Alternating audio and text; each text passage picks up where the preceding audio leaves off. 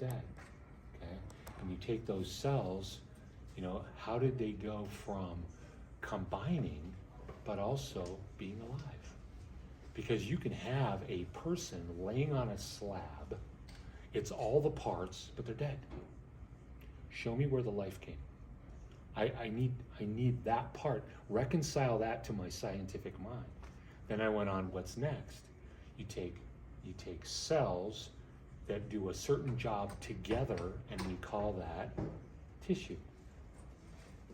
That tissue, they're all working together in a specific function. When the cells go wrong, we call that neoplasm, which means new life. But it means life, hasn't died, right? It takes on new life. And those things are always bad. It doesn't evolve into something better. Now, adaptation, you know how I feel about adaptation, right? That's what I'm using in here to help you change. It was part of the code, and I'm tapping into that code and getting it to respond. Yeah, exactly. You're tapping into what's already there. What's already there. And the neoplasm can only be two things. It's either it's doing its own thing and making more of itself, which we call that benign tumor. You didn't give me I got her first. Or you didn't give me IV. Or it's doing its own thing and it's reaching out and infecting you, right? And infect you. And we call that malignant. From the King Arthur story, malignant. He was the rabble rouser that got the fighting against the king and all that. That's where that came from. He infected people. They all came, and he got even more. He got them all up in arms. So it doesn't get better; it gets worse, right? And then we go from there to take common tissues that combine together with other tissues that do a common function, and we call that organ. Why? Well, now it has a specific function. Why? Yeah, because it's organized. Oh! That's where that came from. Right? Isn't that cool? And so that organ, and that's why, you know, there was this whole debate on